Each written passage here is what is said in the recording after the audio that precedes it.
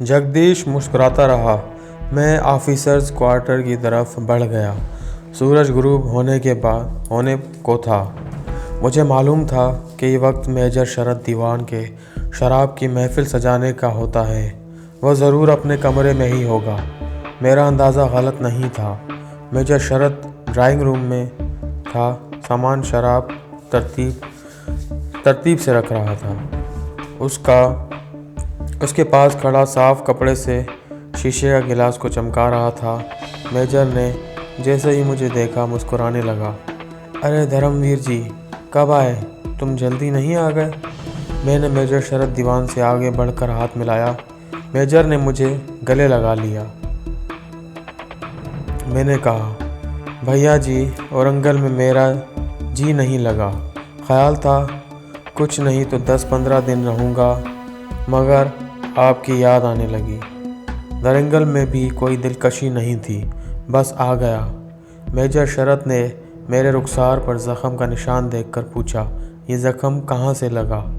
میں نے کہا، درنگل کے ایک مندر میں پوجا پاٹ کرنے گیا تھا، ایک بندر نے حملہ کر دیا اور میرا گال زخمی ہو گیا۔ میجر شرد نے ہلکا سا قہقہا لگا کر کہا، ہنومان جی کو تم پر پیار آ گیا ہوگا۔ اس دوران اردلی نے میجر کے گلاس میں شراب کا پہلا پیک بنا دیا تھا۔ میں نے پانڈیچیری کے جہازوں کی تباہی کا پوچھا۔ نہ میجر شرد نے ان کا کوئی ذکر کیا۔ وہ واقعی ذمہ دار بھارتی فوجی افسر تھا۔ فوج میں انٹیلیجنس کور والے عہدے دار بھی قسم کی باتوں کو اپنے سے چھپا رکھتے ہیں۔ اگر کوئی پوچھ بیٹھے تو گول مول کر دیتے ہیں۔ ناگپور شہر پانڈیچیری میں سے دور تھا۔ اگر پانڈیچیری کی انتظامیہ نے ناگپور سے میجر شرد کو بلوایا تھا کہ وہ گرفتار شدہ پاکستانی یا کشمیری سے پوچھ گچھ کرے، لیکن میجر شرد کا پانڈیچیری کے انٹیلیجنس ہیڈ کوارٹر سے براہ راست ایسا کوئی تعلق نہیں تھا۔ اس وجہ سے میں کسی حد تک ممکن تھا کہ پانڈیچیری میں بھی جن فوجی افسروں نے ٹارچر کیا ہے، خاص طور پر کیپٹن جوشی، یہ لوگ ناگپور نہیں آئیں گے۔ میں میجر شرد کے پاس بیٹھا ماتا جی اور شکنتلا جی کا احوال پوچھ رہا تھا کہ ایک سکھ کیپٹن اندر آ گیا۔ یہ شراب نوشی میں میجر کا ساتھی تھا۔ میں نمستے کہہ کر اٹھا اور وہاں سے نکل آیا۔ یہ جولائی کا مہینہ تھا۔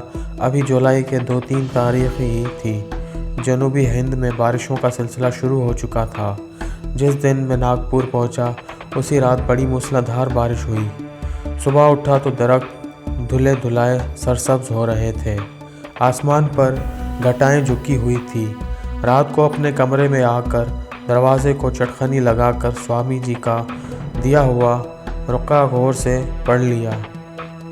اس میں ناگپور میں اپنے خاص جاسوس کا ہندوانہ نام اور اس کا ایڈریس لکھا ہوا تھا۔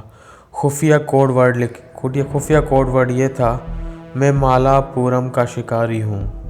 یہ جملہ مجھے اپنے جاسوس ساتھی کو جا کر کہنا تھا۔ اس سے پوچھنا تھا، مالا پورم میں برکھا تو نہیں ہوئی؟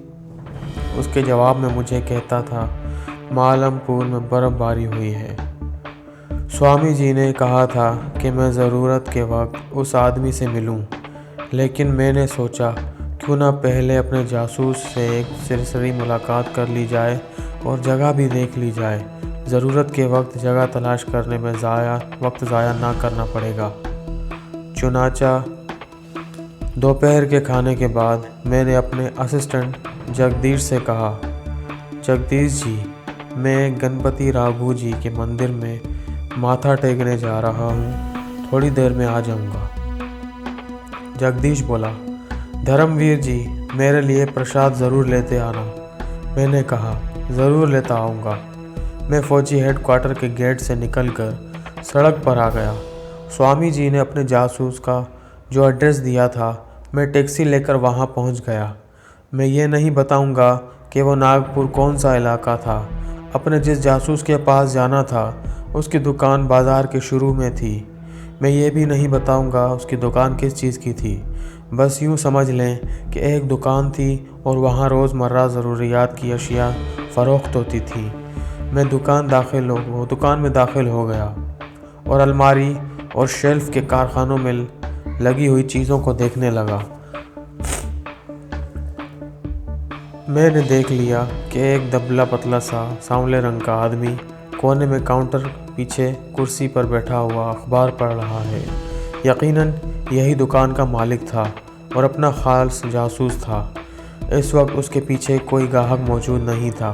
میں آہستہ آہستہ چیزوں کو دیکھتا اس کے پاس آ کر رک گیا۔ میں اس کا ہندوانہ نام بھی نہیں بتاؤں گا، آپ فرضی نام رکھ لیں، چلیے گھنشیام رکھ لیں۔ میں نے اس سے مخاطب ہو کر کہا، مہاراج مجھے گھنشیام جی سے ملنا ہے۔ اس آدمی نے اخبار کے اوپر سے نظریں اٹھا کر مجھے دیکھا اور کہا، میں ہی گھنشیام ہوں، کیا کام ہے تمہیں؟ میں نے کاؤنٹر پر اس کی طرف تھوڑا سا جھک کر کہا، میں مالا پورم کا شکاری ہوں۔ گھنشیام پر میرے اس خفیہ کوڈ جملے کا بظاہر کوئی اثر نہ ہوا۔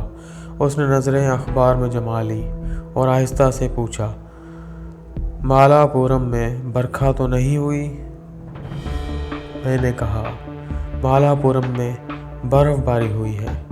اس نے اخبار پڑھتے ہوئے آہستہ سے کہا، تمہارے پیچھے لکڑی کا زینہ اوپر کوٹھڑی میں جاتا ہے، اوپر جا کر میرا انتظار کرو۔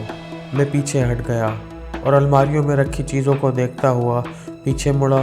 سامنے لکڑی کا تنگ زینہ اوپر جا رہا تھا۔ میں خاموشی سے زینہ چڑھنے لگا۔ 6-7 سیڑھیاں تھیں۔ اوپر کوٹھڑی کا دروازہ بند تھا۔ میں نے اسے کھولا اور اندر جا کر دروازہ بند کر دیا۔ کوٹھڑی کی سامنے والی دیوار میں ایک کھڑکی تھی جو کھلی تھی، اس پر سفید پردہ گرا ہوا تھا۔ وہاں سے دن کی ابر آلود دھندلی روشنی کوٹھڑی میں آ رہی تھی۔ دیوار کے ساتھ لکڑی کا تخت بچھا ہوا تھا۔ ادھر ادھر دکان سے متعلق اشیاء ضرورت کونے میں پڑی تھیں۔ بانس کی 2 پرانی کرسیاں بھی موجود تھیں۔ میں کرسی پر بیٹھ گیا۔ کوئی 5-7 منٹ بعد گھنشیام اوپر آ گیا۔ میرے سامنے تخت پوش پر بیٹھتے ہی بولا، تمہیں یقین ہے کہ یہاں آتے ہوئے تمہیں کسی نے نہیں دیکھا؟ کوئی مشکوک شخص تمہارا پیچھا تو نہیں کر رہا تھا؟ میں نے کہا، مجھے یقین ایسا آدمی میرا پیچھا نہیں کر رہا تھا۔ پھر اس نے میرا نام دھرم ویر لیا اور بولا، کچھ روز پہلے سوامی جی نے ایک آدمی کے ہاتھ مجھے تمہارے بارے میں سب کچھ بتا کر بھیج دیا تھا۔ وہ کل اچانک ناگپور یاترا پر آئے ہوئے ہیں، کیا تمہیں معلوم ہے؟ میں نے اسے بتایا کہ وہ صرف مجھے حفاظت سے ناگپور پہنچانے آئے تھے۔ گھنشیام کی آنکھیں چمکیلی تھیں، عمر 60 کے قریب ہوگی، چہرے پر ذہانت کی چمک تھی۔ کہنے لگا، یہ انہوں نے بڑا اچھا کیا، تم لوگوں نے پانڈیچیری میں دشمن کے جہازوں کو غرق کر کے بڑا کارنامہ کیا ہے۔ اس کے بعد تمہارا اکیلے ناگپور آنا خطرے سے خالی نہیں تھا۔ مجھے معلوم ہوا کہ اس شخص کو میرے اور کمانڈو اورنگزیب کے بارے میں سب کچھ معلوم تھا۔ کہنے لگا، یہ اللہ کا بڑا کرم ہوا کہ سوامی جی کو عین وقت پر تمہارے بارے میں پتہ چل گیا اور انہوں نے کیپٹن جوشی کے ٹارچر چیمبر سے فرار ہونے کا موقع فراہم کر دیا، ورنہ کیپٹن جوشی ایسے قصاب کے ہاتھوں تمہارا زندہ بچنا ممکن نہ تھا۔ وہ اس سے پہلے ہمارے 2 کشمیری کمانڈوز کو ٹارچر کر کے ہلاک کر چکا ہے۔ میں حیران بھی ہوا اور خوش بھی ہوا کہ اپنے اس خاص جاسوس کو ناگپور کی ایک معمولی سی دکان میں بیٹھے بیٹھے دشمن کی تمام سرگرمیوں کا علم تھا۔ وہ کہنے لگا، تم میجر شرد دیوان کے پاس ہوتے ہو، وہاں سے تمہیں بھارتی فوج کے ٹاپ سیکرٹ منصوبوں کا پتہ چل سکتا ہے۔ راجدھانی دلی سے ہمارے آدمی نے ایک ہفتہ پہلے ہمیں اطلاع دی تھی کہ بھارت نے پاکستان پر حملہ کرنے کا پروگرام تیار کر لیا ہے۔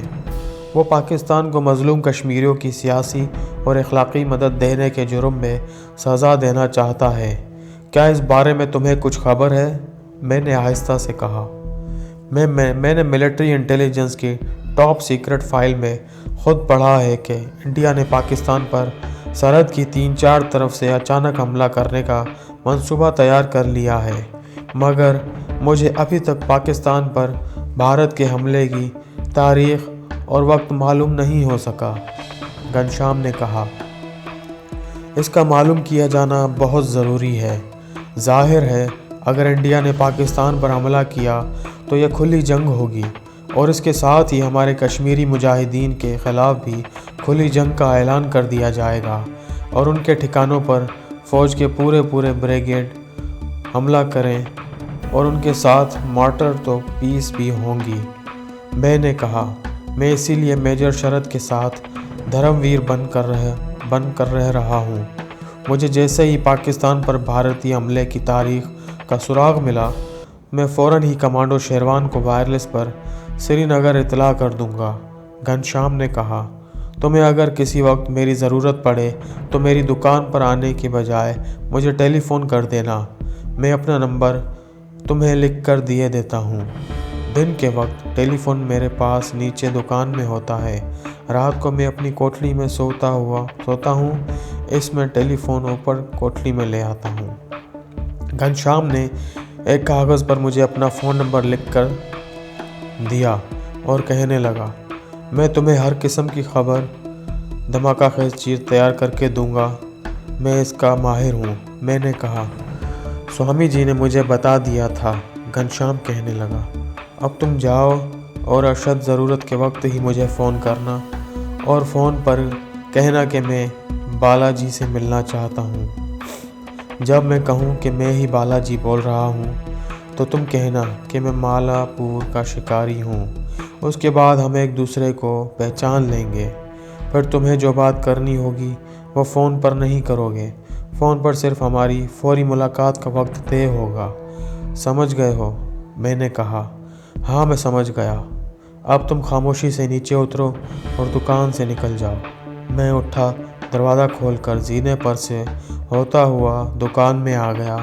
دکان میں ایک ملازم ٹائپ کا لڑکا ایک گاہک عورت کو کوئی شے دکھا رہا تھا۔ میں سر جھکائے خاموشی سے اس کے قریب سے گزرتا ہوا بازار میں اتر گیا۔ بازار میں آیا تو دیکھا کہ بوندا باندی شروع ہو گئی تھی۔ میں نے ایک رکشہ لیا اور فوجی کینٹین میں واپس آ گیا۔ راستہ میں نے ایک حلوائی کی دکان پر رکشہ کھڑا کیا اور میٹھی بوندیوں کے دو دانے لے کر رکھ لیے۔ میں نہیں بھولا تھا کہ جگدیش مجھ سے گنپتی رگھو جی کے مندر پر پرساد ضرور مانگے گا۔ کینٹین میں جا کر میں نے بوندیوں کا ایک ڈونا دے کر کہا، یہ لو جگدیش رگھو جی کے مندر کا پرساد۔ اس نے ہاتھ جوڑ کر بڑی عقیدت سے پرساد لیا اور بوندیاں کھاتا ہوا اپنے کام میں لگ گیا۔ اس وقت بھی بوندا باندی ہو رہی تھی۔ شام کو زور کی بارش شروع ہو گئی۔ میں کینٹین کے کام سے فارغ ہو کر دوسرے کپڑے بدل کر میجر شرد کے آفس آف وائس ہاسٹل کی طرف چل پڑا۔ بوندیوں کا ڈونا میں نے لفافے میں ڈال کر ساتھ رکھ لیا تھا۔ بارش ہو رہی تھی۔ کینٹین سے میجر شرد کا کمرہ زیادہ دور نہیں تھا، راستے میں صرف کوارٹر گارڈ کا کمرہ آتا تھا۔ میجر شرد کے کمرے میں شراب و کباب کی محفل لگی ہوئی تھی، مگر صرف 2 آدمی تھے، میجر شرد اور ملٹری انٹیلیجنس کا کور کا سکھ کیپٹن۔ دونوں ایک پیگ پی چکے تھے اور ہلکے سرور میں تھے۔ میں نے ہاتھ جوڑ کر نمسکار کیا اور لفافے میں سے ڈونا نکال کر میجر شرد کو پیش کرتے ہوئے کہا، بھیا میں آج گنپتی رگھو جی کے مندر میں ماتھا ٹیکنے گیا تھا، آپ کے لیے پرساد لایا ہوں۔ میجر شرد نے بڑی عقیدت سے ڈونا لے کر اپنے ماتھے سے لگایا اور دلی سے کہا، اسے سنبھال کر رکھو، ہمیں ڈنر کے ساتھ دینا نہ بھولنا، اور دلی ڈونا لے کر کچن کی طرف چلا گیا۔ میں نے محسوس کیا کہ سکھ کیپٹن مجھے گھور کر دیکھ رہا ہے۔ میں نے بظاہر اس کا نوٹس نہیں لیا۔ سکھ کیپٹن بولا، دھرم ویر، یہ تمہاری گال پر سرخ نشان کہاں سے آ گیا؟ اس سے پہلے کہ میں کوئی جواب دیتا، میجر شرد دیوان نے ہنس کر کہا، دھرم ویر درنگل کے مندر میں ماتھا ٹیکنے گیا تھا، وہاں ہنومان جی کو اس پر پیار آ گیا، انہوں نے پنجہ مار دیا۔ سکھ کیپٹن گلاس منہ کے ساتھ لگا کر ہلکے گھونٹ بھر رہا تھا۔ میں نے گال سہلاتے ہوئے کہا، میرا بھائی بھی ساتھ تھا، اس کی طرف کوئی بندر نہیں گیا تھا۔ میجر شرد بولا، ارے تمہارا چچے کا پتر ہنومان جی کو برا لگا ہوگا۔ میں اس سکھ کی طرف دیکھ کر محتاط ہو گیا، حالانکہ ایسی کسی بات کا امکان نہیں تھا کہ ملٹری انٹیلیجنس کے سکھ کیپٹن کو پتہ چل گیا ہو کہ میرے گال پر جو زخم لمبا نشان ہے وہ پانڈیچیری کے ٹارچر چیمبر میں کیپٹن جوشی کے نشتر سے لگانے سے ہوا۔ پھر بھی ایک کمانڈو سپاہی کی حیثیت سے میرا محتاط ہونا لازمی تھا۔ وہاں بیٹھے رہنے کا بہانہ میں نے ڈھونڈ رکھا تھا۔ میں گلاس میں موقع پا کر تھوڑی شراب ڈال دیتا تھا۔ کسی کا گلاس ہوتا تو میں جلدی سے اس میں برف کے 2-4 ٹکڑے ڈال کر دوسرا پیک تیار کر دیتا۔ اس رات بھی میں نے دیر تک شرد دیوان کے کمرے میں شراب کی محفل میں بیٹھا رہا۔ شاید وہ کوئی فوجی سیکرٹ کی بات کریں، کیونکہ شراب کے نشے میں چاہے کتنا محتاط کیوں ہو، اس کی زبان سے کوئی نہ کوئی بات ضرور نکل جاتی ہے۔ مگر رات دونوں عورتوں کی باتیں کرتے رہے۔ انہوں نے پانڈیچیری کے جہازوں کی تباہی اور پاکستان پر بھارت کے متوقع حملے کے بارے میں کوئی بات نہ کی۔ باہر بارش ہو رہی تھی، کھلی کھڑکیوں میں سے بارش کی آواز بھی آ رہی تھی، اور بارش میں بھیگی ہوئی جنوبی ہند کی ٹھنڈی ہوا بھی آ رہی تھی۔